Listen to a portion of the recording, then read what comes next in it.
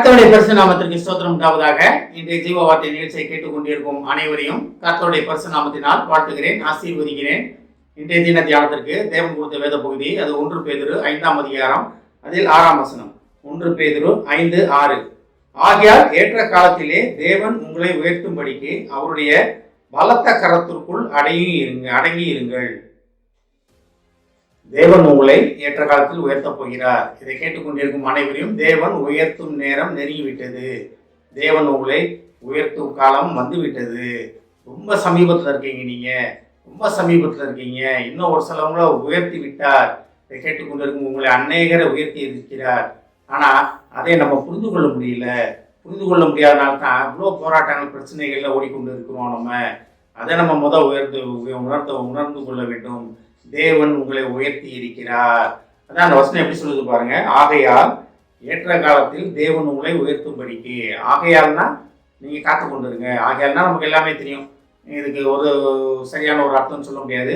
ஆகையால் எப்படி இருந்தாலும் பரவாயில்ல, இப்ப இருந்து தேவன் உங்களை உயர்த்தும்படிக்கு அவருடைய பலத்த கரத்துக்குள் அடங்கியிருங்கள் அப்படின்றாரு. அப்ப தேவன் உங்களை உயர்த்தும்படிக்குன்னா தேவன் உங்களை உயர்த்த வேண்டும் என்றால் இது ஒரு 2 விதமான காரியங்கள் அதில் இருக்கணும். சுவிட்ச் ஆஃப் போட்டால் தான் லைட் எரியும், சுவிட்ச் ஆஃப் போட்டால் தான் ஃபேன் ஓடும். அப்போ கரண்ட் இருந்துக்கிட்டு தான் இருக்குது, அங்கே இருந்துக்கிட்டு தான் இருக்குது. ஆனால் அந்த சுவிட்சை போட வேண்டிய பொறுப்பு நம்மகிட்ட இருக்குது.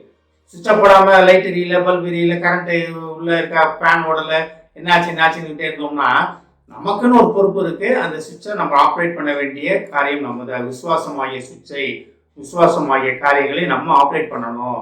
இந்த பொறுப்பு நம்மிடம் கொடுக்கப்பட்டிருக்கிறது. அப்போ தேவன் என்னை உயர்த்துவதே தேவனுக்கு சித்தம், தேவனுடைய நோக்கம், தேவனுடைய விருப்பம் அப்படின்றத நம்ம வாயில அறிக்கையிட வேண்டும். அறிக்கையிட்டு பெற்றுக்கொள்ள வேண்டும். கேட்கிறவனும் பெற்றுக்கொள்கிறான்னா எல்லாமே அதான். அப்போ நம்ம கேட்கணும், வாயில திறந்து கேட்கணும், நம்ம வாயில திறந்து அறிக்கையிடணும். தேவனை நோக்கி அறிக்கையிடுவதற்காக தேவன் உங்களுக்காக காத்து கொண்டிருக்கிறார். ஏற்ற காலம்னா என்னது? அது உங்களுக்கு ஏற்ற காலமா, தேவனுக்கு ஏற்ற காலமா அப்படின்னு பார்த்தீங்கன்னா அது தேவனுக்கு ஏற்ற காலம் கிடையாது. தேவனுக்கு எல்லா காலமும் ஒரே காலம் தான், ஏற்ற காலம் தான். அவருக்கு காலங்களில் தப்பு, இது ரைட்டு அப்படிலாம் கிடையாது. காலம் எல்லாமே அவருக்கு பொதுவானது தான். ஆனால் ஏற்ற காலம்ன்றது நமக்கு தான். தேவனுக்கு ஏற்றபடி நம்ம இருக்கிறோமா, தேவனுடைய சித்தத்தின்படி நடக்க நமக்கு சரியா இருப்போமா? இப்போ நீங்கள் ரொம்ப ஆசைப்படுறீங்க, எனக்கு ஒரு பெரிய மாளிகை மாதிரி ஒரு வீடு வேணும், அதில் ஒரு 50 ரூம் வேணும், 100 ரூம் வேணும், அப்பேற்பட்ட ஒரு வீடு வேணும், வீட்டு வாசலில் 10 கார் நிற்கணும், ஒரு 100 வேலைக்காரங்க இருக்கணும் அப்படின்னு ஆசைப்படுறீங்க. ரைட், உங்கள் சித்தத்தின்படி தேவன் உங்களுக்கு கொடுத்தாருன்னு வச்சுக்கிங்க. அதை மெயின்டைன் பண்ணுறதுக்கு எவ்வளோ நாளாகும், எவ்வளோ செலவாகும்? அந்த பொறுப்பு, அந்த இது நம்மகிட்ட இருக்கா? இதெல்லாம் பார்த்து தான் தேவன் தருவார் நமக்கு. அப்போ தேவன் தரதுக்கு வல்லவர். நீங்கள் 100 பெட்ரூமில் 1000 பெட்ரூம் இருக்க வீடு கேட்டாலும் கொடுப்பார். அதை மெயின்டைன் பண்ணுவதற்கு உங்களையும் தேவன் உயர்த்துவார். அப்போ 2 பக்கமும் சரியாக இருக்கும். அப்போ தான் நீங்கள் அந்த தேவன் உங்களை உயர்த்துகிற நேரத்தில் அதை நீங்கள் அனுபவிக்க முடியும். அதை நீங்கள் பெற்றுக்கொள்ள முடியும் முழுமையாக.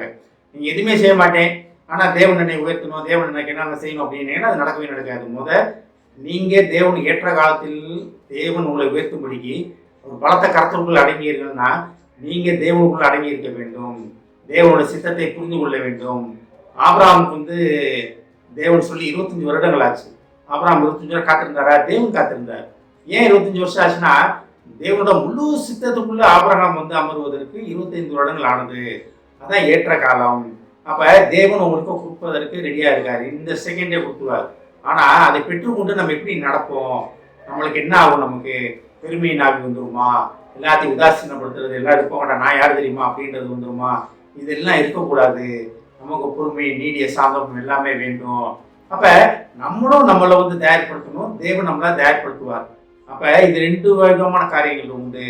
ஏற்ற காலம்ன்றது தேவனை செய்யல அன்றைய நேரம் நம்மளோட ஜெபம் அப்படிதான் இருக்கு. இத்தனை வருஷமா கேட்டுக்கிட்டு இருக்கேன் ஆண்டவர், இத்தனை வருஷமா கேட்டுக்கிட்டு இருக்கேன், போராடிக்கிட்டு இருக்கேன், எனக்கு ஏன் கிடைக்கல அப்படின்னு.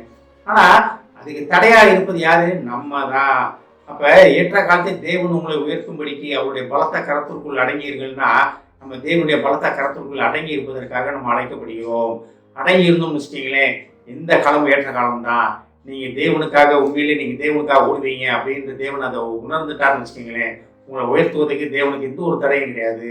அதாவது நம்ம ஒரு வேலை நாளைக்கு, நாளானைக்கு, அடுத்த வருஷம், ஒரு 5 வருஷம் கழிச்சு இவ்வளவுதான் நம்மளோட பிளான் இருக்கும்.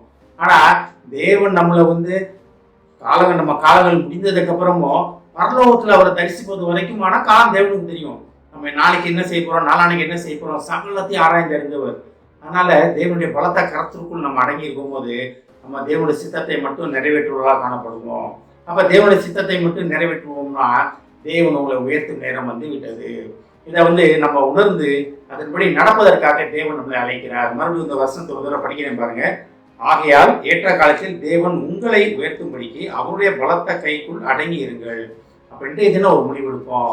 நான் இன்றைய தினத்துல இருந்து தேவனுடைய பலத்த கரத்திற்குள் பலத்த கைக்குள் அடங்கி இருப்பேன். தேவனுடைய சித்தத்தை கேட்டுதான் நான் நடப்பேன்.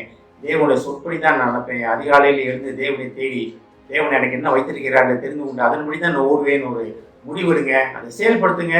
தேவன் உங்களை உயர்த்தி விட்டார். தேவன் உங்களை உயர்த்தி விட்டது நீங்கள் புரிந்து கொள்ள முடியும். ஜெபிப்போம். எங்களை அதிமனேசம் அட்மிட் பரலோக பிதாவே, தகப்பனே, நாங்கள் உமது பலத்த கைக்குள் அடங்கி இருக்கிறோம் போது நீங்கள் எங்களை உயர்த்துவதற்கான ஏற்ற காலம் என்பதை அறிந்து கொண்ட மாட்டவர். ஏசப்பன் அடங்கி இருப்பதை எங்களை உயர்த்துவதற்கான ஏற்ற காலம் என்பதை அறிந்து கொண்ட மாட்டவரே. நாங்கள் அடங்கி இருந்து நீர் எங்களை உயர்த்தினதை உயர்த்துவதை நாங்கள் புரிந்து கொள்ள அறிந்து கொள்ள எங்களுக்கு உதவி செய்ய மாட்டவர். கண்களை திறந்து விட மாட்டவரே. தாப்பனை இதை கேட்டுக்கொண்டிருக்கும் ஒவ்வொரு குடும்பத்தையும் ஆசீர்வதிக்கிறோம் அப்பா. தாப்பனை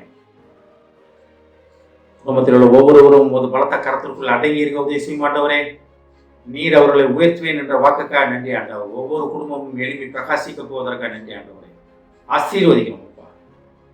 இயேசுவின் மூலமாய் கேட்கிறேன் நல்ல பிதாவே, ஆமென். கர்த்தர் உங்களை ஆசீர்வதிப்பாராக.